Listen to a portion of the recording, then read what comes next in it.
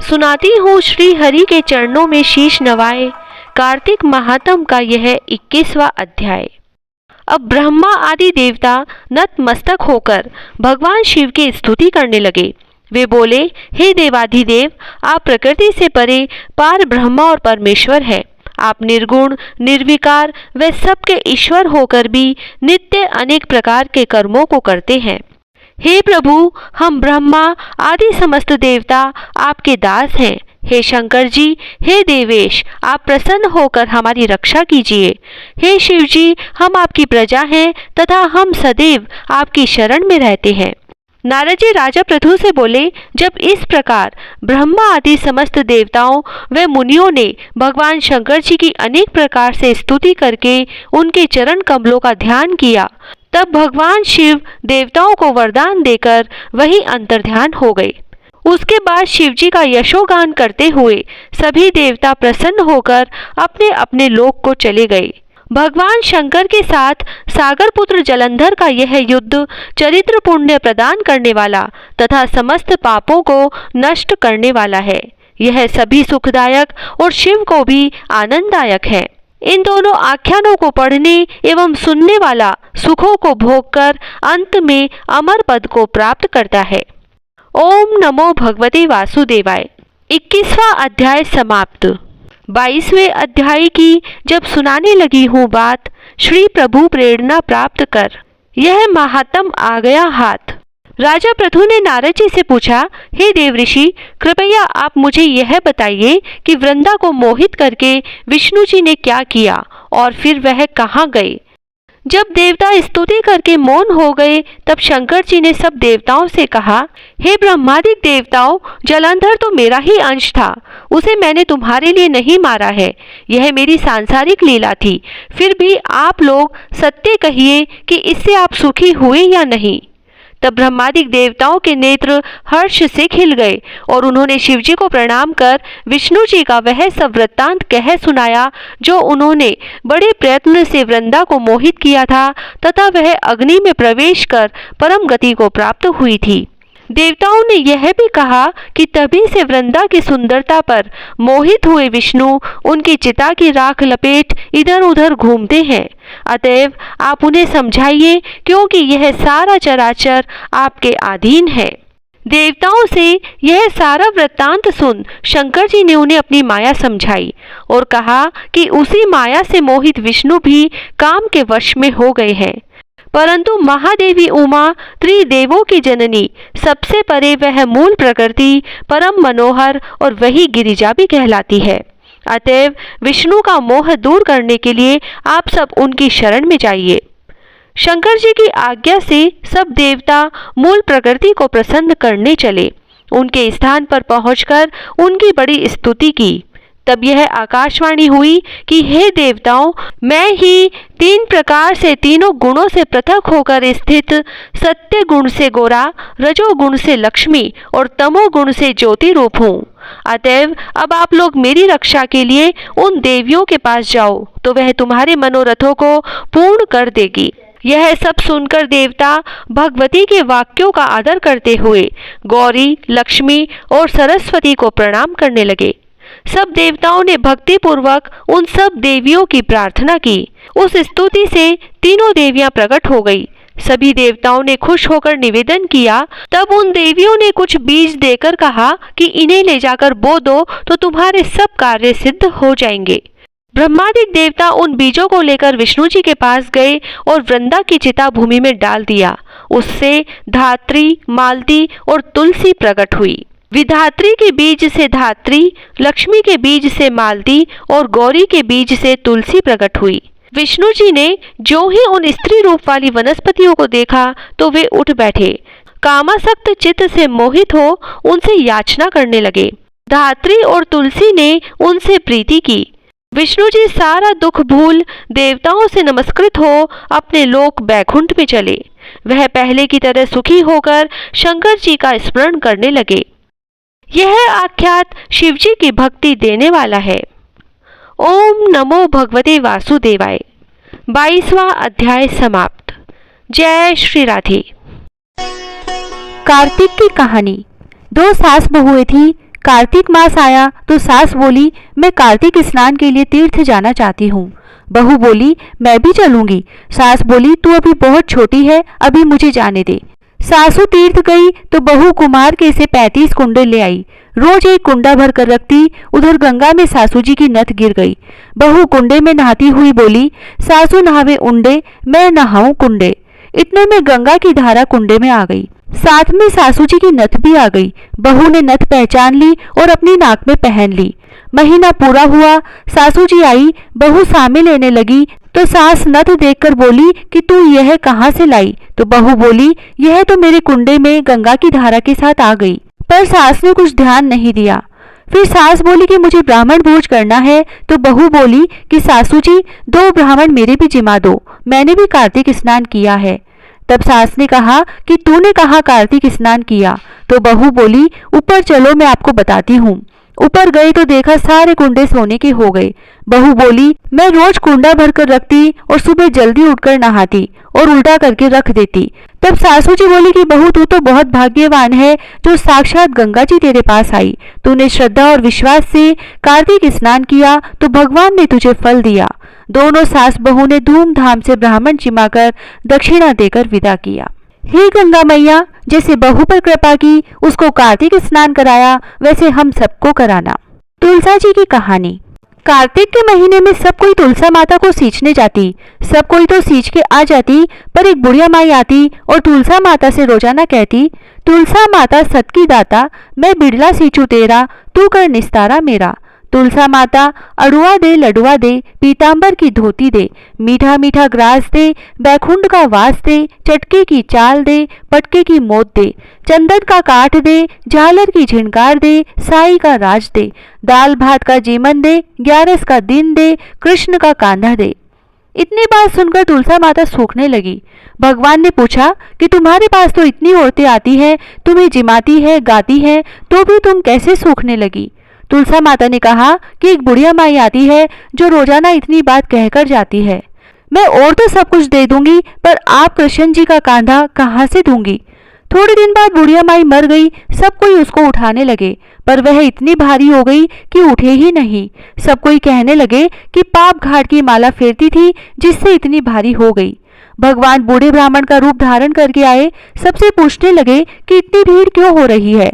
सब बोले, एक बुढ़िया मर गई है, पापनी थी, इसीलिए किसी से नहीं उठती। तब भगवान बोले कि इसके कान में मुझे एक बात कहने दो तो यह उठ जाएगी। सबने कहा, तू भी अपने मन की निकाल ले। भगवान ने जाकर उसके कान में कहा, बुढ़िया माई तू बिड़ला सींचे मेरा, मैं करूँ निस्तारा तेरा। बुढ़िया माई अड़ुआ ले, गड़ुआ ले, पीतांबर की धोती ले, पटके की मोत ले, मीठा मीठा ग्रास ले, बैकुंठ का वास ले, चटके की चाल ले, चंदन का काठ ले, झालर की झिनकार ले, साई का राज ले, दाल भात का जीमन ले, कृष्ण का कांधा ले। इतना सुनते ही बुढ़िया माई हल्की हो गई। भगवान उसे कांधे पर ले गए और उसकी मुक्ति हो गई।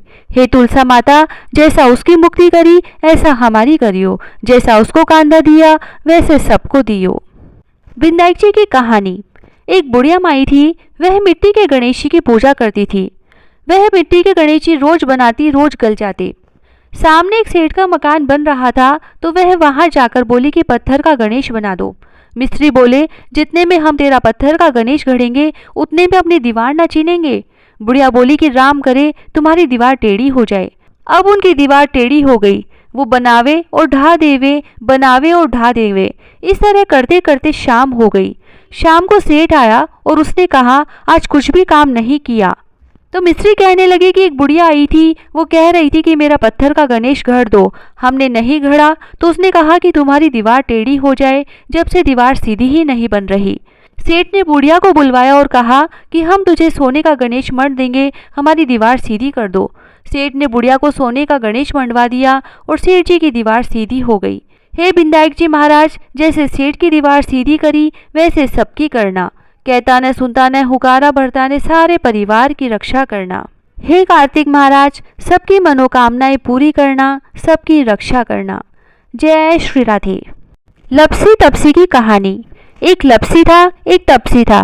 तपसी तो भगवान की तपस्या करता। लपसी रोजाना 1.25 सेर का हलवा बनाकर भगवान को भोग लगाकर टाली हिलाकर जीम लेता। एक दिन दोनों में झगड़ा हो गया। लपसी बोला मैं बड़ा, तपसी बोला मैं बड़ा, क्योंकि मैं भगवान की तपस्या करता हूँ। नारद जी बोले कि तुम्हारा फैसला मैं करूंगा। दूसरे दिन तपसी नहाकर आने लगा तो नारद जी ने 1.25 करोड़ का मुंदड़ा तपसी के आगे गिरा दिया। उसने आंख खोलकर देखा तो मुंदड़ा पड़ा था। उसने उठाकर पैर के नीचे दबा लिया और तपस्या करने लगा। उधर लपसी ने 1.25 सेर का हलवा बनाकर भगवान को भोग लगाकर टाली हिलाकर जीम लिया। इतने में नारद जी आए और दोनों को अपने पास बैठाया। दोनों पूछने लगे कि कौन बड़ा है। नारद जी ने तपसी से कहा कि अपना पांव हटा। पांव हटाते ही मुंदड़ा निकला। तब नारद जी बोले कि मुंदड़ा चुराने से तेरी तपस्या भंग हो गई है, इसीलिए लपसी बड़ा है। तपसी कहने लगा कि मुझे मेरी तपस्या का फल कैसे मिलेगा। नारद जी बोले कि तेरी तपस्या का फल कार्तिक नहाने वाली देंगी। सब कहानी कहकर तेरी कहानी नहीं कहेंगी तो कार्तिक का फल तुझे हो जाएगा। धोती देकर अंगोछा नहीं देंगी, सीधा देकर दक्षिणा नहीं देंगी, ब्राह्मण चिमाकर दक्षिणा नहीं देंगी, दीवा चास कर हाथ न जोड़े तो तेरा पुण्य होगा। कपड़ा दे के बटन न लगावे, दाहिने हाथ नाड़ा बांधे तो सबका फल तुम्हें हो जाएगा। और इतना कहकर नारद जी चले गए। लपसी को फल लपसी ने हो जो, तपसी को फल तपसी ने हो जो, माँ की कथा कहानी को फल माँ ने हो जो। पीपल पतवारी की कहानी। एक गुजरी थी, उसने अपनी बहू से कहा कि तू दूध दही बेच के आ। वह बेचने गई तो रास्ते में औरतें पीपल पतवारी सींच रही थी। उनको सींचता देखकर बहू ने पूछा कि तुम यह क्या कर रही हो। औरतें बोली कि हम पीपल पतवारी सींच रही हैं, इससे अन्न और धन होता है, 12 वर्ष का बिछड़ा हुआ पति मिल जाता है। बहू बोली ऐसी बात है तो तुम तो पानी से सींचती हो, मैं तो दूध से सींचूंगी। अब तो गुजरी बहू रोजाना दूध दही बेचने ही नहीं जाती, वह रोजाना दूध तो पीपल में और दही पतवारी में सींचती। सास दूध दही का दाम मांगती तो कह देती कि महीना पूरा हो जाने पर दे दूंगी। कार्तिक का महीना पूरा हो गया, पूनम का दिन आया। बहू पीपल पतवारी के पास जाकर बैठ गई। पतवारी ने पूछा कि तू मेरे पास क्यों बैठ गई। तब बहू बोली कि सासू दूध दही का दाम मांगेगी। पीपल पतवारी बोली कि मेरे पास क्या दाम रखा है, ये भरा डिंडा पान पतूरा है, इसको ले जा। बहू ने वही ले जाकर कोठरी में रख दिया और डर के मारे कपड़ा ओढ़कर सो गई।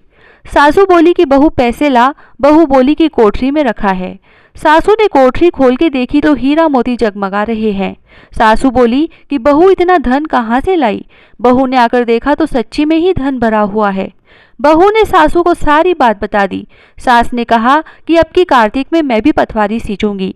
कार्तिक आया, सास दूध दही तो बेचकर आ जाती और हांडी धोकर पीपल पतवारी में चढ़ा देती। आकर बहू से कहती कि मेरे से दाम मांग। तब बहू कहती सासू जी कोई बहू भी दाम मांगती है क्या, पर सासू कहती कि तू मांग। बहू बोली कि सासू जी पैसे लाओ, तो वह पीपल पतवारी के पास जाकर बैठ गई।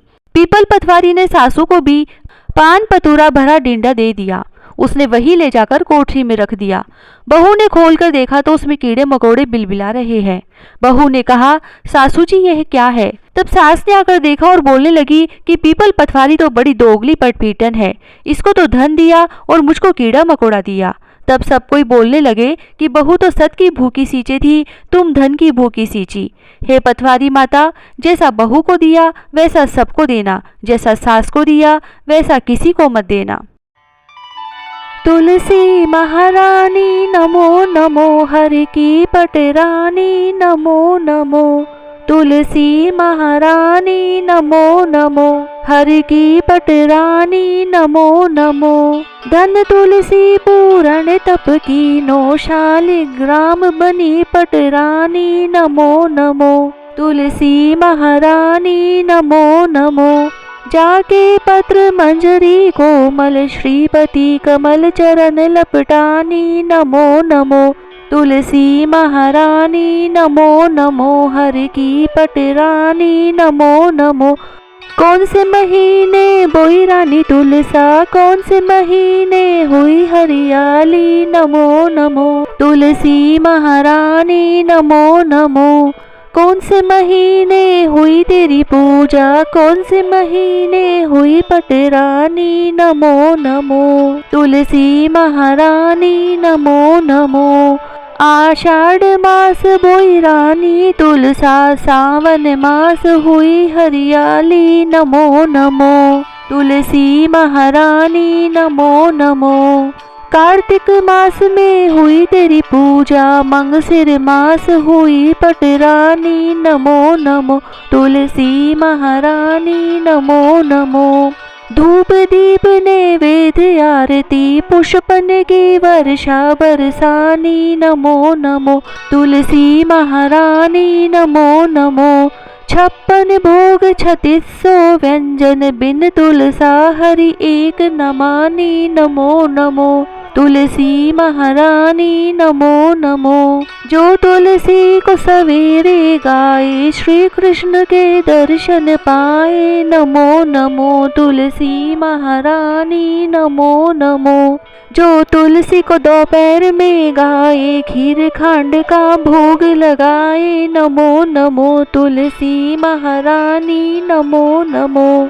जो तुलसी को सांझ में गाए, श्री कृष्ण की आरती उतारे। नमो नमो तुलसी महारानी, नमो नमो। जो तुलसी को रात में गाए, श्री कृष्ण के चरण दबाए। नमो नमो तुलसी महारानी, नमो नमो। सभी सखी मैया तेरो यश गावे, भक्ति दान दीजिए महारानी। नमो नमो तुलसी महारानी, नमो नमो। तुलसी महारानी, नमो नमो। हरि की पटरानी, नमो नमो।